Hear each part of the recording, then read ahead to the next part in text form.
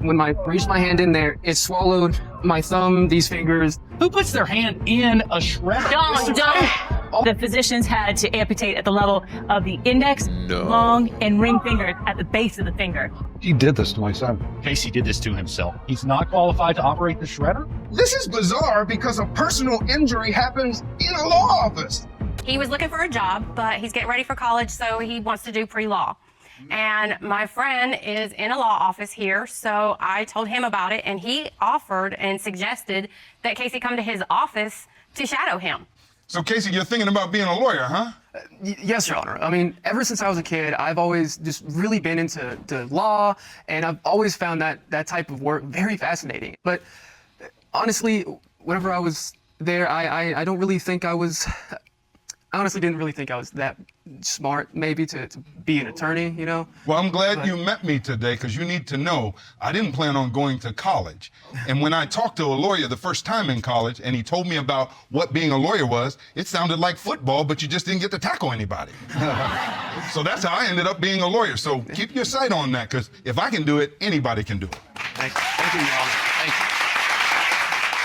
you. Mr. Taylor, you are a lawyer. Correct, Your Honor. So Donna mentioned that she would like to, she would be interested in Casey coming and actually shadowing me at work so he can understand the ins and outs, the operations in the office. He's not an employee, a paid employee, part-time or full-time, so we had him sign a standard NDA. Okay. So this on the screen is what you had Casey sign, the NDA that you talked about? Yes, Your Honor. Yes. Number 4 says, visitor agrees the purpose of this visit is to observe Taylor, Gill, and Johnson to help determine whether or not he would like to attend law school. That was the purpose of the shadowing. Absolutely, absolutely. Completely in an observer mode and going around to the different departments in the office. Seeing how sausage is made. Absolutely, absolutely. So, Ms. Gordon, you signed this, right? Yes, Your Honor. So how did this happen? The way I got hurt was this guy, he was out on a lunch break. And what he did the whole time that I was there, from what I saw, he just shredded paper. And I noticed he still had a pretty decent sized stack of paper there. So I said I didn't want to just be standing around, you know, just doing nothing, because I want to help out. Okay, so you are trying to help out. Then what happened? Whenever it got jammed, I was kind of freaking out. I didn't want to get in trouble. So I reached in, I grabbed a piece of paper, and as I pulled that piece of paper out, the machine, it just kicked on. And I had no time to react, and it just sucked my hand, just sucked it right into those blades. I had no time to react to that. All I could do in that situation was just scream, because my hand was lodged and getting torn apart. Shredders are meant to destroy. So when you put your hand in there, it just chewed your hand up. It mauled it. When I looked down, there was blood everywhere. You have no idea. To get that call is every parent's worst nightmare. Yes, ma'am. And you're right, I don't have any idea. I've never gotten that call. It must have been really bad for you. Now, Mr. Taylor, how does somebody get their hand chewed up at a law firm? Your Honor, my office door was closed as I'm working, trying to prepare for meetings, and then all of a sudden I hear all of the screams come out of the bullpen area. You knew something was going on. Something was going on. So I weaved my way in, and Casey's hand was stuck in the shredder, inside the shredder. People were trying to help and pull his hand out, but it was agonizing. I'm terribly sorry that it happened, but that's not my fault. Well, I'll figure that out. Casey, as you were explaining this, I could see your face got pale. Now, I need to know exactly how this really freaky thing happened. Will you cross over to the monitor and show me exactly how your hand got in this shredder? Yes, of course, Your Honor. Take your time, son. Thank you. Yeah, this is how the shredder actually looked like. This is more how it looked. And you're pushing papers down in there? Yeah, I was pushing papers down in there, and like it just jammed. I don't know, for whatever reason. But honestly, when I reached my hand in there, it swallowed my thumb, these fingers, and it just ripped your fingers right off. Yeah, it mangled them. That's bad. That is bad. Casey, looking at the medical records that you submitted to this court, 3 of your fingers were chewed off. The only fingers I have on my hand at this moment. And that's a photo of your hand? Yes, Your Honor. I get nauseous looking at that picture. call me and tell me that my son was hurt. And I immediately started crying, and I picked up the phone and called my husband, his father, and told him to meet me at the hospital as fast as he could. And until I got to that hospital, until I saw Casey's hand and him laying there just unconscious, I mean, this is my baby's hand, and it is destroyed. Yes, ma'am. I say it and I will say it again. Anytime there is an injury to a child, it's an injury to a parent. It's the worst injury you can suffer. This is my as a world. parent. This is my world.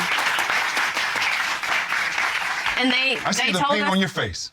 I mean, you sent him to a law office with a friend who was supposed to be watching him and teaching him so that he could better his life.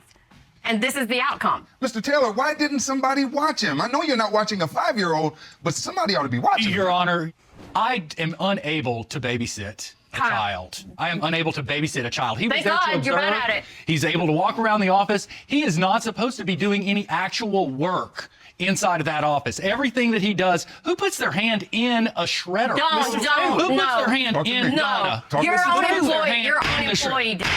We're going to have order in this court, and y'all going to talk to me today. Yes, Your okay? Not to each other. Now, Your Honor. this thing has teeth. You see what it does to paper, Your Honor, right? Yeah, I do. Now, when it jammed, did it cross your mind, maybe I ought to call somebody? He caused Your his own Honor. injury, Your Honor. He caused his own injury. Your Honor. But on your Your Honor. shredder and your law office, and He was think not- about this. Yes, sir. This is bizarre because a personal injury happens in a law office.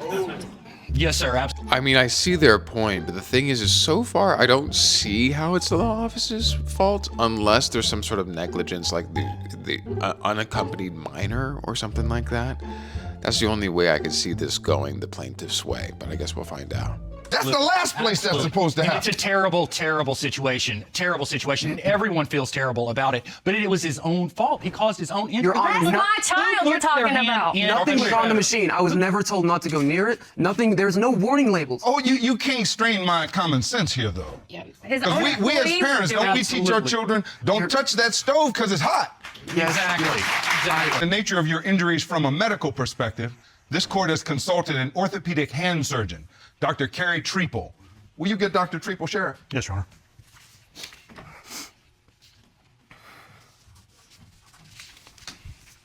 Good day, doctor. Good day, Your Honor. Casey suffered a severe hand injury. Can you explain from a medical perspective the nature of this injury? What initially happened, as he already described, is that his index, long, and ring fingers were drawn into the shredder and shredded. His thumb impacted the wall of the shredder and was almost avulsed. How do you Okay, I'm sorry, but the hand kind of looks like that one dude from the scary movies when he's like, my turn. He's like, grab my hand. Oh my gosh. treat such an injury?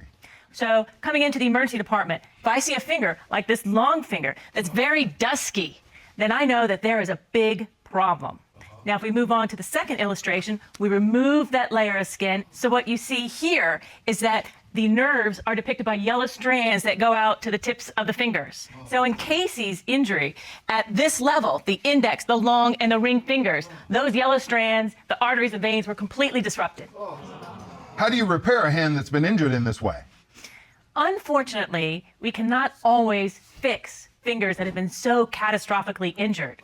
So as you see, what in this depiction, what we had to do was amputate at the level at which the finger would survive. Now, in Casey's instance, the physicians had to amputate at the level of the index, long, and ring fingers at the base of the finger.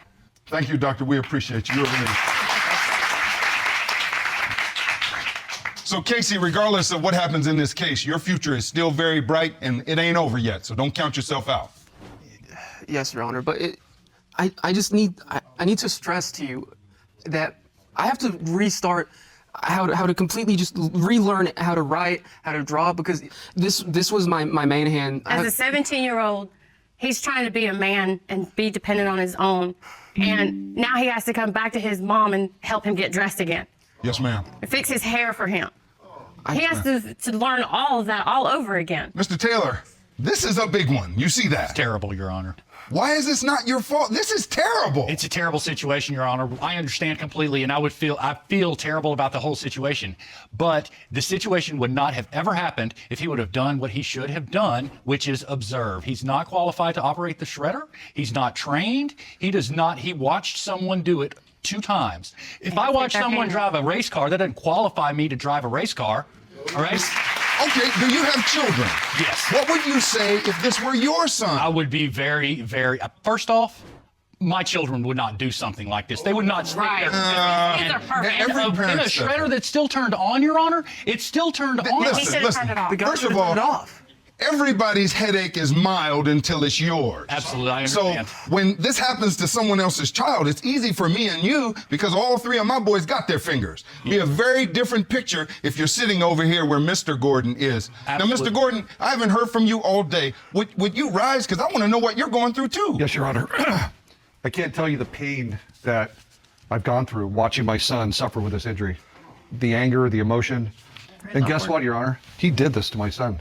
His shredder did this to my son. Casey did this to himself, Your Honor. No. If his child was working in my office, I can guarantee you that this would have never happened. Somebody would be responsible for that child during the whole time that he was in that office. It's fantastic This is to pose absolutely a hypothetical. ridiculous. That's all a hypothetical. Folks, I think I've heard what I need to hear. I'm ready to render my decision. So I don't know how I feel about this. I still empathize with the family and everything like that. But the thing is it's not like the guy literally put the kid's hand in the shredder. And it's kind of like you have to follow common sense. Like, who puts their hand near or in a shredder? And the kid knew he wasn't supposed to do anything.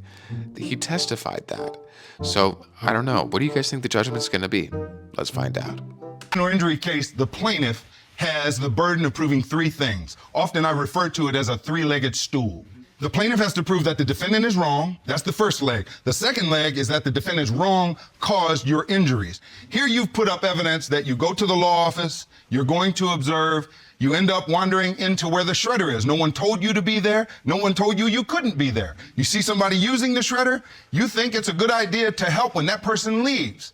You try to put papers into the shredder to make sure you lessen the workload. When your hand gets chewed up by this machine, you believe it's Mr. Taylor and his law firm's fault because he should have either kept you out of that room or had somebody watching you.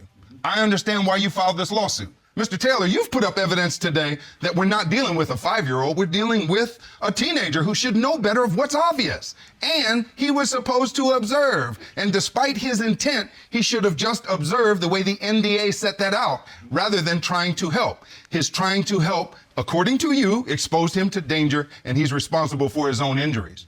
What this set of facts raises is a very unforgiving part of the law. Under the law, where there is an open and obvious danger, and a person exposes them to that, knowing the risk, regardless of the severity of the injury, if that person is injured in putting themselves in the danger zone, the law holds that person responsible. It's a shredder. It's got teeth. It chews up paper. It'll do more damage to flesh. I hate this result because you have a terrible injury, but the law requires me to apply open and obvious danger to you and say you assume the risk, the obvious risk of your hand being mangled. In that regard, you bear the burden. I am compelled to find in favor of the defendant despite your injuries. And so I find for the defendant and against the plaintiff. I wish you well, young man. This is my final verdict, and this matter is adjourned. Yeah, unfortunately, I 100% agree with this judgment. That's just how it is. That's how the law is. It's very unforgiving in its standard, usually. And they had an NDA, and there was an obvious risk, and the kid put himself in that position. It's not like the lawyer at the law firm was like shoving his hand in the shredder. So what do you guys think about the judgment? Do you think it was too much, too little, or just right? I would love to know your thoughts. Let me know. Love ya.